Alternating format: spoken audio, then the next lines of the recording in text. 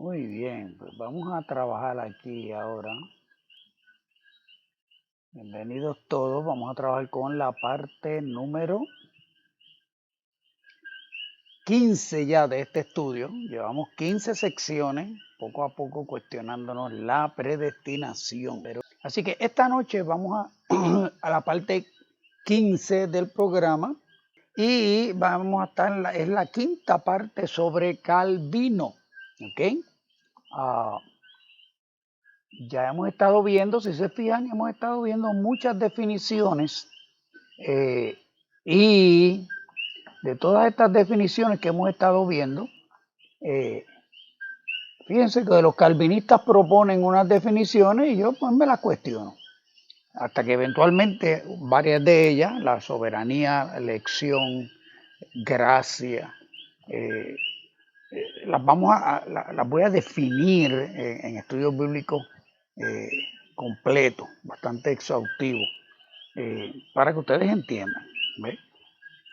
Pero por ahora, pues fíjense que estamos cogiendo como que un tema por sección, ¿verdad? Y quiero ir con calma porque yo quiero que ustedes vayan viendo cómo hay refutación, cómo se pueden refutar cada uno de estos argumentos planteados por los que necesitan la predestinación. Y siempre digo, ¿verdad?, que necesitan la predestinación, porque lo digo de la misma manera que el que necesita el legalismo. O sea, la gente que está en el legalismo es que no se les ocurre, no los han discipulado, no han buscado más allá para ellos ver que le pueden servir a Dios de una manera que no sea con el legalismo. Y tú le quitas el legalismo y se pierden. Su vida se destruye. ¿Ok? Y entonces, por eso es que yo hablo de los que necesitan la predestinación, que es lo mismo que los que necesitan una doctrina de seguridad de salvación. No basta con que tengamos una seguridad de salvación en Cristo, sino que queremos una garantía para nosotros que se le negó a Adán. Fíjate que Dios crea a Adán y no le garantizó su estado para nada, para nada. Entonces, nosotros queremos unas garantías que se le negaron a Adán. Cuando la Biblia dice que Jesús es el segundo Adán, ¿verdad? O sea, él vino a restaurar aquello original. Vamos a aceptar, ¿verdad?, esa definición. Pero entonces nosotros queremos que no nos pongan ningún árbol del bien y del mal para tomar una decisión sobre él. Y entonces, pues eso es lo que ocurre. O sea, que a veces nosotros, cuando yo hablo de los que necesitan la predestinación, es porque necesitan una seguridad y no se dan cuenta que es que están pidiendo una garantía que se le negó a Adán. Ese es el problema. Y yo siempre he reducido la discusión a que el que necesita una doctrina de seguridad de salvación es porque su relación con Dios no está segura, ya sea por ignorancia, ya sea porque lo discipularon mal, ya sea por negligencia, por mero descuido, ya sea por carnalidad tuya, pues tú no cuidas una relación. O sea, en los matrimonios pasa lo mismo. Cuando los matrimonios están exigiéndose garantía de que tú me amas o tú no me amas, cuando los matrimonios se meten en esas discusiones, es porque la relación no es segura. Y entonces están reclamando algo que les asegure, que les devuelva la seguridad en la relación. Por lo mismo pasa en la relación con Dios.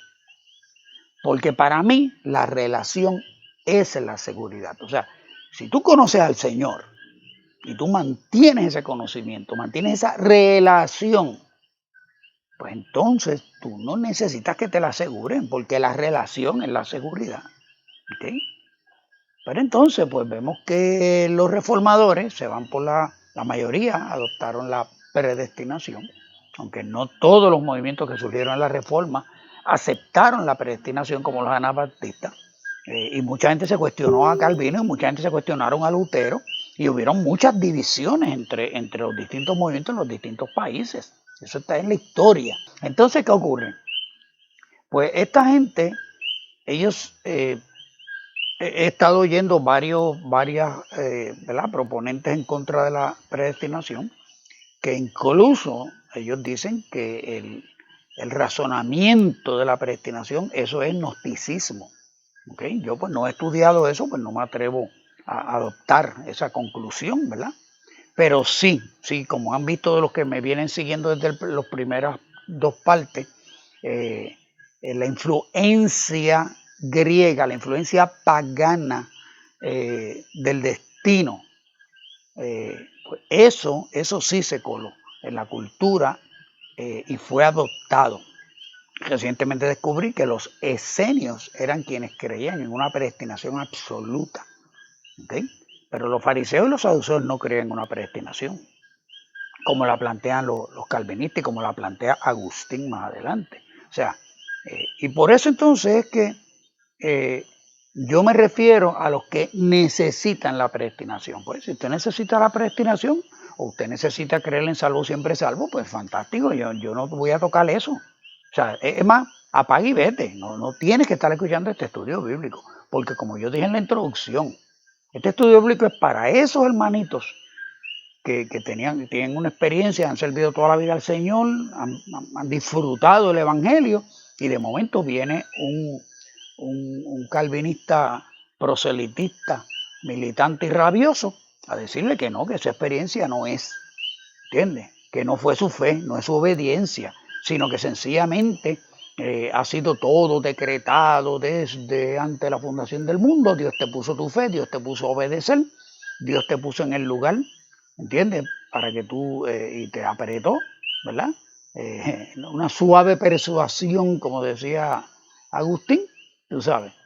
Y entonces ahí fue que tú creíste, ¿ves? Todo fue arreglado de antemano, ¿ok?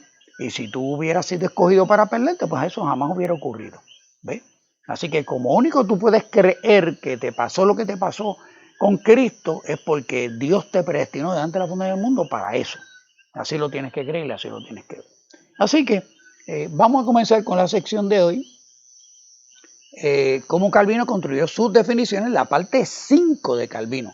Estamos aquí. Estoy loco por acabar con Calvino porque quiero entrar a la teología de Berkhof, para que ustedes vean cómo Berkhof, es un libro así de bien gordo, cómo él hace el sistema, ¿verdad? Calvinista, y en qué se basa y en qué se fundamenta, y a dónde llega y cuáles son sus conclusiones, ¿ok? Para entonces entrar en los 5 puntos de Calvino, o tal vez no, tal vez defina soberanía, gracia, elección, de los 3 estudios bíblicos bien formalmente, y entonces pasamos a los 5 puntos de Calvino, ¿ok?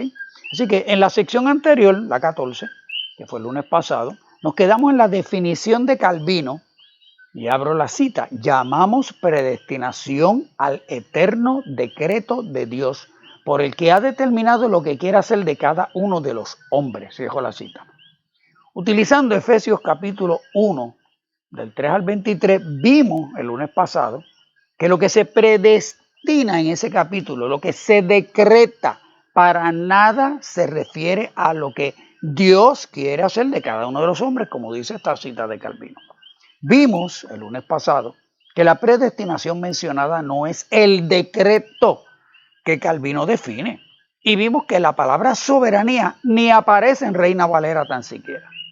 Les dije que Dios, de la misma manera que no prueba su existencia en la Biblia, tampoco prueba su soberanía. En la Biblia, sencillamente, Dios se muestra por encima de todos los señores y reyes. Vimos que la palabra soberano se utiliza en el Nuevo Testamento solo 4 veces y se traduce de 3 palabras distintas. La palabra más utilizada para referirse a Jesús es Kurios, y aparece 766 veces en el Nuevo Testamento. De esas 766 se utiliza para Jesús 759. Por lo tanto, no vemos en el Nuevo Testamento la intención de Dios en revelarse como el soberano absoluto que hace que todo acontezca, ni por su decreto ni por su intervención directa en cada suceso. Eso no lo vemos. La palabra decreto, vamos al decreto. Acuérdense de la definición en rojo que está ahí arribita, se la voy a poner aquí, miren. Llamamos predestinación al eterno decreto de Dios por el que ha determinado lo que quiere hacer de cada uno de los hombres. Okay. La palabra decreto en el Viejo Testamento se usa para los mandamientos y juicios decretados por Dios y por los monarcas. y nunca para decretar nada desde antes de la creación. O sea, esa idea no la vemos en esos textos. No es correcto utilizar la definición de predestinación citada de Calvino y sobreponerle en cada verso que se menciona un decreto o declaración de Dios para que lo interpretemos como que Dios predestinó cada acontecimiento desde antes. No procede, así no es que es. ¿Okay? También vimos que hay 3 textos el lunes pasado. Vimos 3 textos que claramente dicen que Dios no está ejerciendo su soberanía sobre todo. ¿Okay?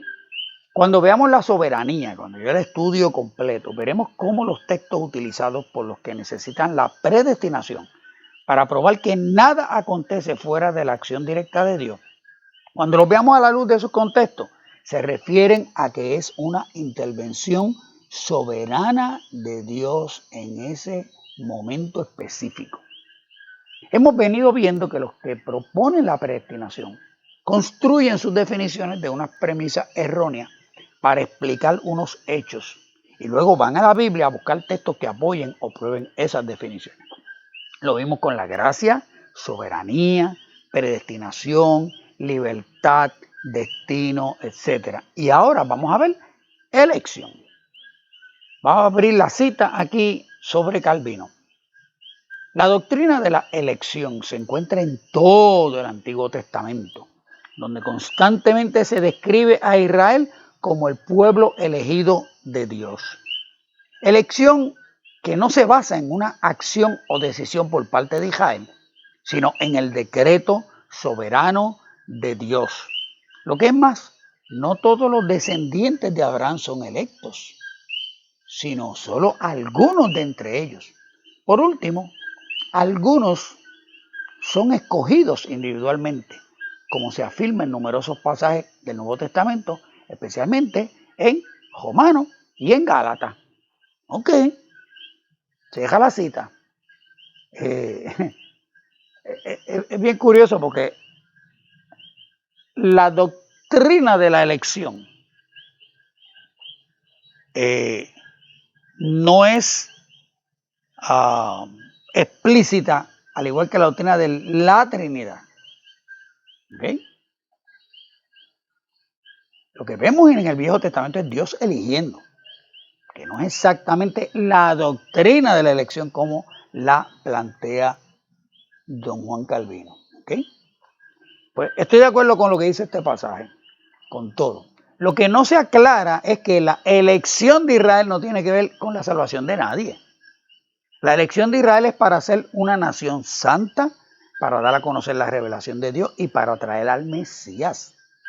De la misma manera que nadie se salvaba por obedecer la ley, nadie se salvaba por pertenecer o hacerse parte de la nación de Israel. Entonces, ¿qué ocurre? O sea, que eso es lo que la gente pierde cuando se habla de la elección de Israel.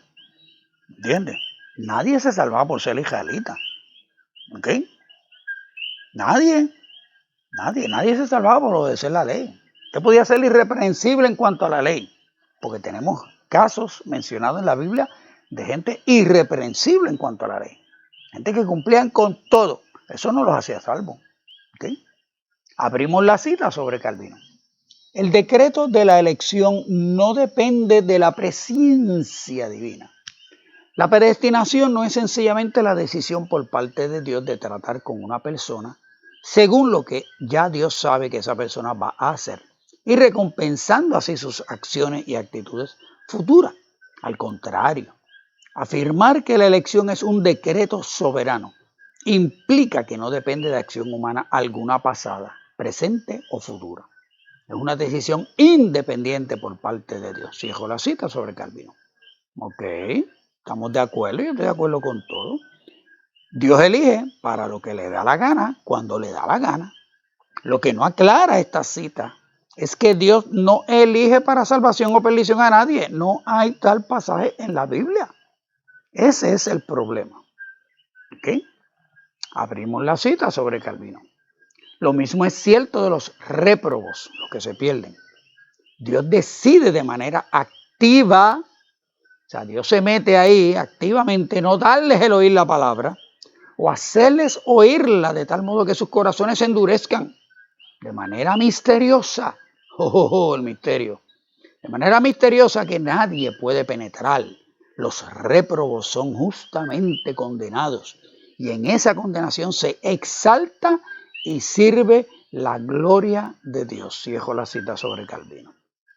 Aquí de momento introduce a los réprobos dando por sentado que Dios los eligió para perderse, aunque en el párrafo anterior no especifica que la elección es para salvación. Pero así hacen con todo pasaje que menciona o contiene la palabra elección.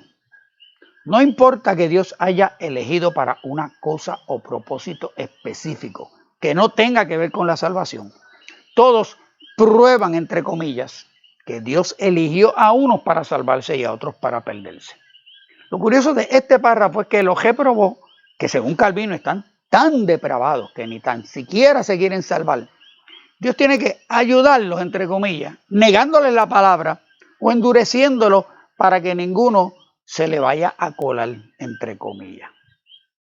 La misma ridiculez que vimos en el argumento de por qué la gracia tiene que ser irresistible, aunque la Biblia no habla de tal disparate. O sea, ellos construyen unos argumentos, ¿verdad? Unas premisas que son erróneas para explicar unos hechos en la Biblia. Y entonces lo vimos con la gracia. Supuestamente el hombre no puede resistir la gracia porque el hombre no puede hacer nada. Pero entonces, ¿por qué hay que hacerla irresistible? ¿Verdad? Tú haces algo irresistible porque hay alguien que la puede resistir. Pues lo mismo pasa aquí. Los réprobos Dios los elige para perderse. Pero entonces, por si acaso, entonces Dios pues les niega la palabra o les manda la palabra de tal manera que tropiecen en ella. ¿Ves? Para que se endurezcan. Lo otro curioso de este párrafo es que si alguien racionalmente cuestiona cómo Dios puede ser justo eligiendo a alguien para perderse y que al condenarlos eso glorifica y exalta a Dios, eso es algo misterioso que nadie puede penetrar. En otras palabras, si no te cuadra el esquema calvinista es porque tú no entiendes que esos son misterios de Dios. Y es que pues, nosotros tenemos una definición de unas cosas, de lo que es libertad, de lo que es voluntad, de lo que es libre albedrío, vamos, para usar la palabra que los fastidia a ellos. Y nosotros tenemos un concepto lógico adecuado de eso y tenemos un consenso cultural, porque ocurre en todos los idiomas, en todas las culturas, estos conceptos. Entonces, en base a lo que nosotros entendemos que eso es lo que hemos aceptado por siglos, que significa cada uno de esos conceptos, si en base a esas definiciones que tú tienes, no te cuadra lo que Calvino está exponiendo, es que esos son misterios que Dios no ha querido revelar. Ese es el problema que encuentran aquí. Entonces vienen y recurren al misterio de Dios. Esos son misterios de Dios. ¿Ok? Y es una osadía, es un atrevimiento de tu parte que tú te atrevas a cuestionarte esas cosas. ¿Ok? Los electos, abrimos cita sobre Calvino. Los electos, por otra parte, pueden tener la seguridad de su salvación. Esto no quiere decir que uno ha de confiar en su propia fe y de pretender que esa fe le asegura la salvación. Cierro la cita sobre Calvino. Aquí se promueve la noción calvinista de que no es la fe la que salva, sino el decreto de Dios manifestado en la elección. No importa cuántos textos relacionan la fe con la salvación y la justificación, y ninguno relacionando elección con salvación, tienes que dar por sentado que la salvación depende de la elección y no de la fe, porque Calvino lo dijo así. ¿Ves? Ese es el problema.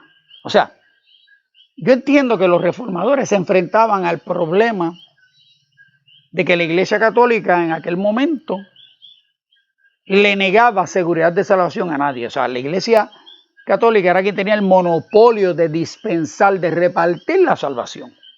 Y manipulaban a todo el mundo con el miedo de que nadie sabe si se salva o no. ¿Entiendes? Solo la Iglesia certifica quién se salva y quién no se salva. Y tienen todas sus doctrinas. ¿ok? Desde el papado, desde que Dios le dio las llaves del reino a Pedro, ¿verdad? Y sabemos toda esta doctrina católica. Entonces, pues ellos controlaban con ese miedo, esa incertidumbre de quién se salva y quién no se salva, que el Islam padece de lo mismo. Entonces ellos, para resolver ese problema, se van al otro extremo. ¿Ve? Y por eso es que la predestinación es adoptada, defendida, discutida por la mayoría de los reformadores. ¿Ve? Es por eso, una sobrereacción. El problema es que, acuérdense, la verdad está en el medio, la verdad no está en los extremos. El diablo está en los extremos que hay siempre. ¿Okay? Abrimos las otras citas sobre Calvino. Lo que quiere decir es que quien tiene verdadera fe dirige su mirada a las Escrituras y a Cristo en ellas, y en él encuentra la seguridad de la salvación. Cierro la cita. Aquí te predispone a que cuando vaya a las Escrituras encuentre, entre comillas, que la salvación depende única y exclusivamente de la elección, sin importar cuántos pasajes hablen de la salvación y justificación junto con la fe, y ninguno sobre la elección. Pero hay unos pasajes que aparentemente dicen que eres salvo por la elección. Bueno, vamos a ver si es verdad. La palabra elección aparece 4 veces en el Nuevo Testamento. En Romanos 9:11 y 11:28. Primera a Tesalonicenses 1:4 y segunda de Pedro 1:10. ¿Qué dicen esos textos? Pues no habían aún nacido ni habían hecho aún ni bien ni mal para que el propósito de Dios conforme a la elección permaneciese, no por obra, sino por el que llama. Romanos 9:11. Así que en cuanto al Evangelio son enemigos por causa de vosotros, pero en cuanto a la elección son amados por causa de los padres. Romanos 11:28. Porque conocemos, hermanos amados de Dios, vuestra elección. Primera a los Tesalonicenses 1:4.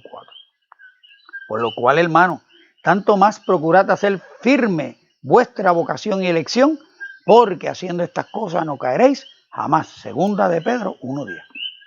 Estas son las 4 veces que aparece la palabra elección en el Nuevo Testamento. 4 veces en Romanos, ¿verdad? Esos 2 pasajes que leímos. La elección de Israel no tiene que ver nada con nuestra salvación, y todo con la elección de Israel como nación. Si lees los 3 capítulos corridos varias veces, 9, 10 y 11, 9, 10 y 11, 9, 10 y 11, léetelo 10 veces, verás que su salvación no depende de haber sido elegido, sino de su incredulidad, que es la razón de su presente estado. ¿Ok? Pablo está discutiendo en este capítulo 9, 10 y 11 por qué Israel, si es el pueblo escogido de Dios, por qué se están perdiendo de la salvación, por qué se están perdiendo del evangelio. Ese es el issue que Pablo va a discutir ahí. Pablo no va a discutir que la salvación se basa en el eterno decreto de Dios para que uno se salve y otro se pierda. Eso no es lo que él va a discutir. Pablo viene discutiendo desde el capítulo 1 cómo el evangelio es poder de Dios para la salvación de todo aquel que cree, no de todo aquel que es elegido. No es el poder de Dios para salvar a los que están elegidos, no. Todo aquel que cree. Y por ahí empieza a desarrollar cómo se salvan judíos y gentiles si creen. ¿Okay? Porque las obras de la ley no justifican, justifica la fe y el creer y la fe y el creer y la fe y el creer y la vida en el Espíritu, que el Espíritu le da a los que creen, y entonces esa vida en el Espíritu te ayuda a vencer la carne, y aunque el mal esté en tus miembros, la gracia que viene por el Espíritu te ayuda a vencer la carne, Pero entonces, ven acá, ¿y por qué entonces los judíos no se convierten? Entonces viene a explicar la elección. Y cómo, a pesar de que esa elección es tan segura, tan absoluta, palabras que le gustan a los calvinistas, tan irrevocable, ¿cómo es posible que se estén perdiendo? Y lo que te va a explicar es que es por su incredulidad. ¿Okay?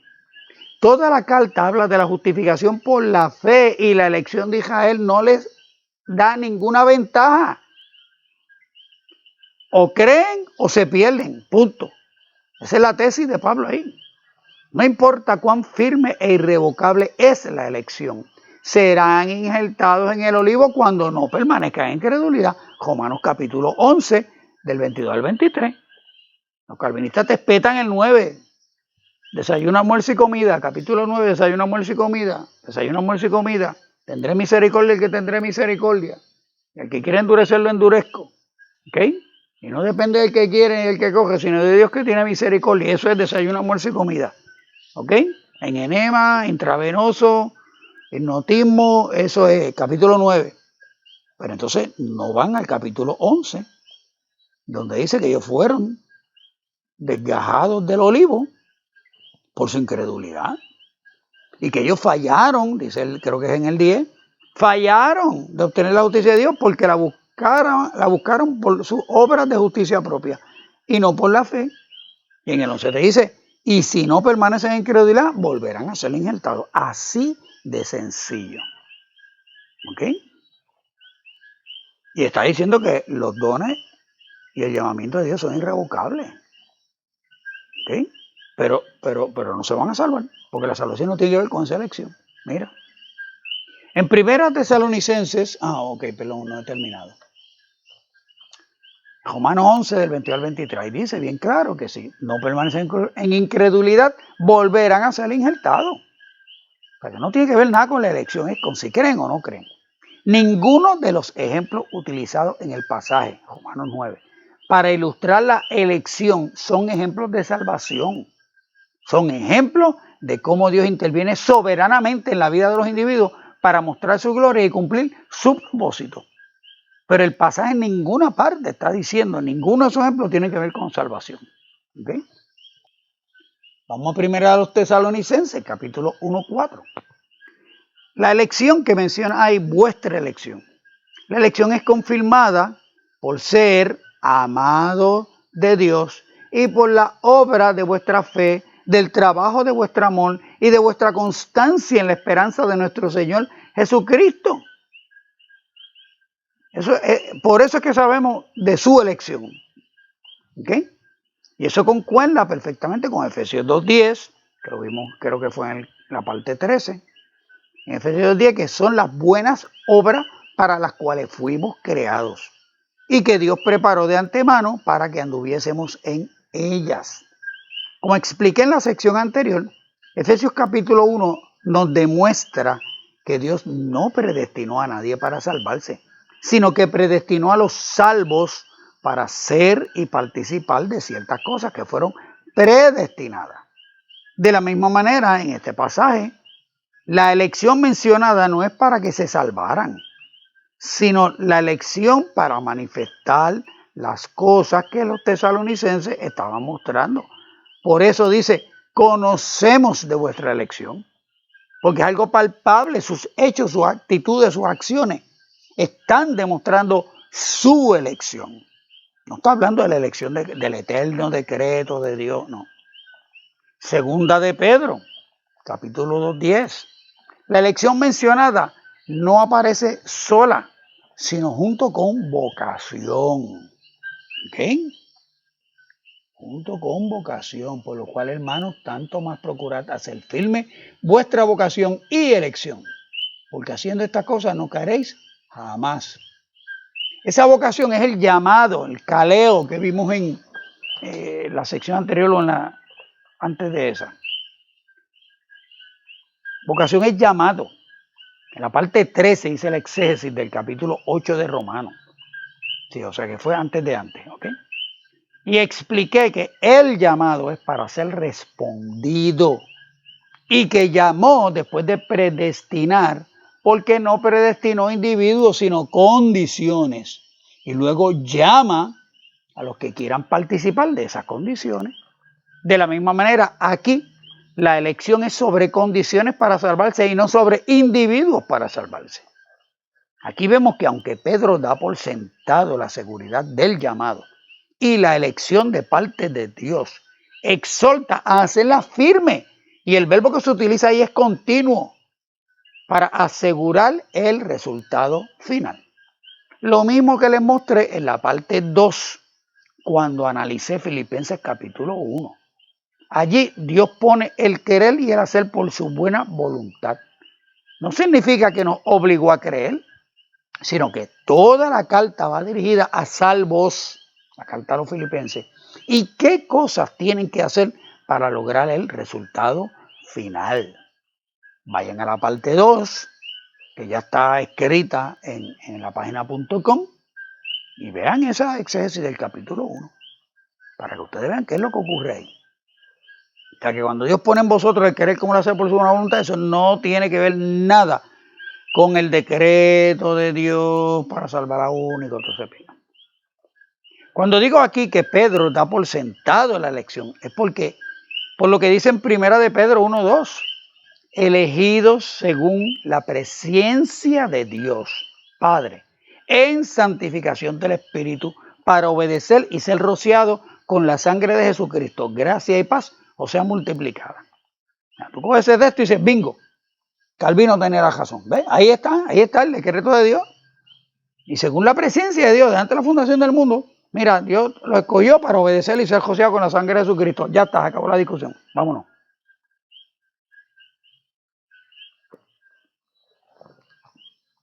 Este pasaje, según los que necesitan la predestinación, dice que a los que Dios sabía de antemano que iban a aceptar el evangelio, Dios los escogió,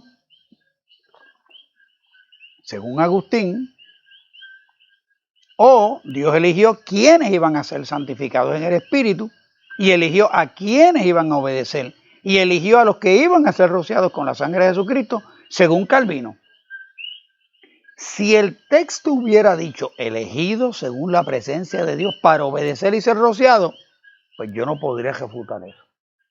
Pero al poner primero la condición en santificación del Espíritu, tengo que buscar en la Biblia cómo ocurre esa santificación. A ver si es verdad que ocurre como dice Calvino u ocurre distinto a como dice Calvino. Pues cuando yo empiezo a buscar en la Biblia, encuentro que la santificación viene por la obediencia y la obediencia es una respuesta del hombre. Vamos a ver varios textos sobre eso. Porque así ocurre en la hermenéutica. Tú me hablas de elección, pues yo tengo que ir a ver qué dice sobre la elección el resto de la Biblia. Si tú me hablas de soberanía, pues yo tengo que ver cómo Dios ejerce y manifiesta su soberanía. ¿Verdad? Y así por el estilo. Pues vamos a ver aquí, santificación del Espíritu. ¿Cómo ocurre la santificación? ¿Qué provoca la santificación? ¿Dios eligió la santificación para que ocurriera? Vamos a ver. En esa voluntad somos santificados mediante la ofrenda del cuerpo de Jesucristo, hecha una vez para siempre. Hebreos 10:10. O sea que en esa voluntad somos santificados. ¿Cuál voluntad? ¿De qué voluntad está hablando ahí? Y diciendo luego, he aquí que vengo, oh Dios, para hacer tu voluntad. Quítalo primero para establecer esto último. Verso 9, 10:9. O sea, vengo a hacer tu voluntad. Entonces el 10 dice, en esa voluntad, o sea, que tú decides hacer la voluntad de Dios, somos santificados mediante la ofrenda del cuerpo de Jesucristo hecha una vez para siempre. Y ahí cabe ser rociado con la sangre de Jesucristo, que se nos aplique el sacrificio de Cristo. Es cuando la gente decide hacer la voluntad de Dios, somos santificados.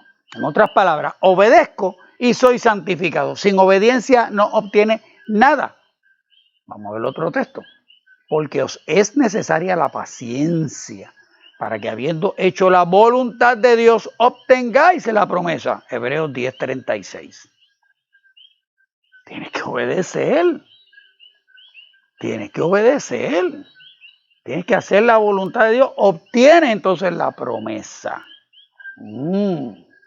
Vamos a ver otro texto. Y nosotros somos testigos suyos de estas cosas. Y también el Espíritu Santo, el cual ha dado Dios a los que le obedecen. Hechos 5:32. Obedece y viene el Espíritu Santo que te santifica. Mira en el orden. ¿Ok? Esos son los apóstoles. Capítulo 5 de Hechos. Vamos a ver otros textos sobre santificación. Hablo como humano por vuestra humana debilidad, que así como para iniquidad presentasteis vuestros miembros para servir a la inmundicia, a la iniquidad, porque eras esclavo de eso. Así ahora, para santificación, presentad vuestros miembros para servir a la justicia. Vamos a ver el otro texto. Ese era Romanos 6:19. Vamos a ver Romanos 6:22. Mas ahora que habéis sido libertados del pecado y hechos siervos de Dios, tenéis por vuestro fruto la santificación y como fin la vida eterna. Romanos 6:22. O sea, vemos el 19, presenta a tus miembros, ¿ok? Para santificación. Y el 22 dice, ahora que has sido libertado del pecado, ahora que tienes la libertad de pecar y no pecar, y ahora que eres hecho un siervo de Dios, ahora tienes como fruto vuestra santificación y como fin la vida eterna. ¿Okay? O sea, la santificación es después que tú haces el proceso para haber sido libertado del pecado. El 19 dice que para ser santificados tenemos, hay una corrección que hay que hacer aquí, para ser santificados,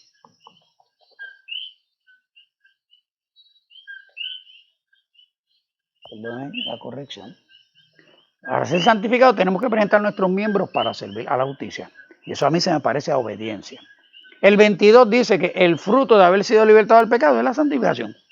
¿Y cómo somos libertados del pecado? Pero gracias a Dios que aunque erais esclavos del pecado, habéis obedecido, voz activa, de corazón aquella forma de doctrina a la cual fuisteis entregados y libertados, voz pasiva, del pecado, vinisteis a ser siervos de la justicia. Romanos 6 del 17 al 18. Ahí dice, cuando eras esclavo del pecado, habéis obedecido, voz activa. ¿Quién obedeció? Tú obedeciste. Dios no te hizo obedecer. Tú obedeciste de corazón. ¿Ok? Ese corazón que dice Calvino que es incapaz de, pues, obedeciste de corazón. Voz activa. Les expliqué que la voz activa en el griego es cuando los verbos son ejecutados por el sujeto. ¿Ok? Y libertados. Aquí es voz pasiva. O sea, tú no te libertaste a ti mismo, te libertaron. Libertados del pecado, eso ocurre en voz pasiva. Es cuando un tercero hace la acción en el sujeto. ¿Ok? Vinisteis, entonces viniste, ocurrió el cambio. Cambió tu posición, viniste a ser siervo de la justicia. O sea, obedecemos nosotros y Dios nos liberta del pecado y luego somos santificados. ¿Ok? Y ahora se me pasó, pero creo que cuando dice aquella forma de doctrina a la cual fuisteis entregado, no es que Dios te entregó esa forma de doctrina, sino que ustedes mismos se entregaron, voz media, ¿ok? Cuando el sujeto se hace la acción a sí mismo, ¿ok? Vamos a ver el otro texto. ¿Y por quién recibimos la gracia y el apostolado para la obediencia a la fe en todas las naciones por amor de su nombre? Romanos 1:5. O sea, la gracia nos llega por Jesucristo. La gracia no llega directa a nosotros. La gracia y la verdad vinieron por Jesucristo. Eso vas a encontrar en textos de la gracia, vas a encontrar montones de textos que es la gracia de Jesucristo. Jesucristo es el instrumento de la gracia. Es el dador de la gracia, el que habilita la gracia. ¿Okay? Aquellos que obedecen en este caso. Pero ira y enojo a los que son contenciosos y no obedecen a la verdad, sino que obedecen a la injusticia. Romanos 2:8. Hay que obedecer al Evangelio.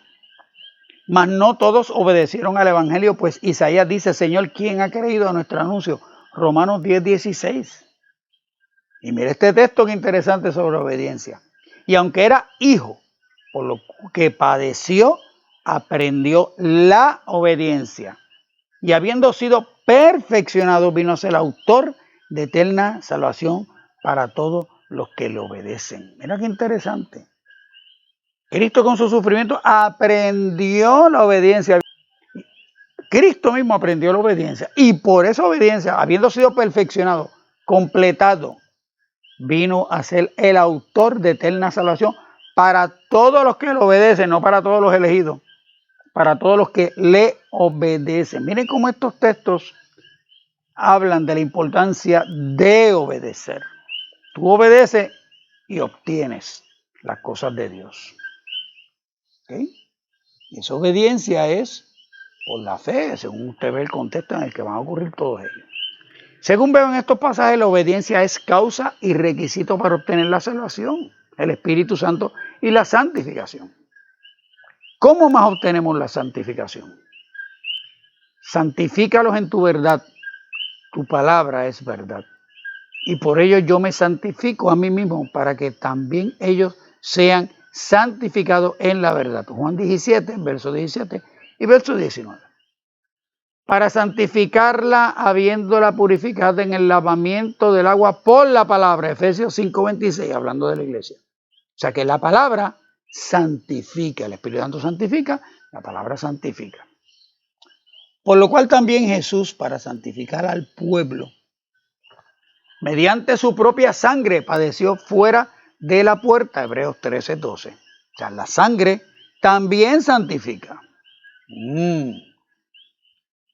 Y el mismo Dios de paso santifique por completo y todo vuestro ser espiritual, mi cuerpo, sea guardado irreprensible para la venida de nuestro Señor Jesucristo. Primera a los Tesalonicenses 5:23. Así que, volviendo a Primera de Pedro 1:2 y su otro pasaje gemelo,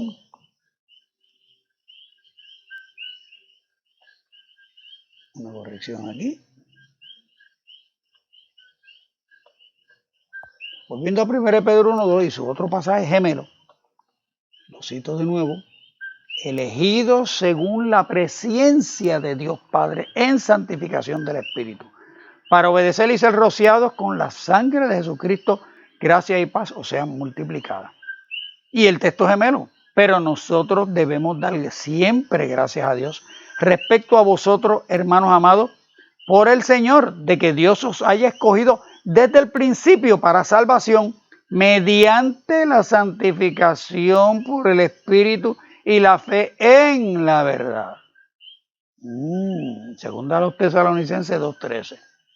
En estos dos pasajes, el ser elegidos desde antes no significa haber sido elegidos para ser salvos, sino que fuimos elegidos para que, habiendo obedecido al Evangelio, fuésemos rociados con la sangre y entonces fuésemos santificados por el Espíritu. Cuando dice, según la presencia de Dios, en Primera de Pedro, y desde el principio para salvación, en Tesalonicenses, no es el decreto de Dios para determinar lo que va a hacer de cada uno de los hombres. Significa que Dios eligió, escogió y decretó salvar a los que le van a amar, que son a los que conoció. Vean el análisis de Romanos 8:28 al 32 en la parte 13. ¿Okay? Significa que Dios eligió, escogió y decretó salvar a los que le van a amar, que son a los que conoció, eligió, escogió y decretó santificar a los que van a obedecer el Evangelio. Dios no eligió individuos, eligió condiciones. Fíjense que todo esto se le dice a los salvos, nunca a incrédulos. A los incrédulos se les ofrece la oportunidad de obedecer el Evangelio. No se les elige para salvación, ni tan siquiera para que obedezcan. ¿Okay? Obedecer ocurre en voz activa, igual que creer va a ocurrir en voz activa.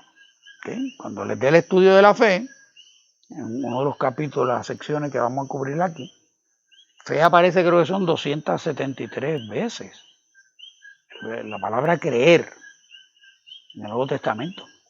Y en todo momento es en activo. O es el vocativo, Dios ordenándole al hombre que crea. That's it. O sea, tú no tienes que ordenar cuando tú puedes obligar. Hello. Es lo que dije. O sea, ¿por qué Dios llamó después de predestinar? Y no llamó antes. ¿O por qué no prellamó? ¿Verdad? Antes de predestinar. ¿Verdad? Eso es todo. Así que ahí lo dejamos por esta noche. Gracias a los hermanos que me han enviado su ayuda, su donación. Se le agradece, me ayuda, me ministra, me fortalece, me estimula y me voy a comprar el jet para llevar este estudio a las naciones.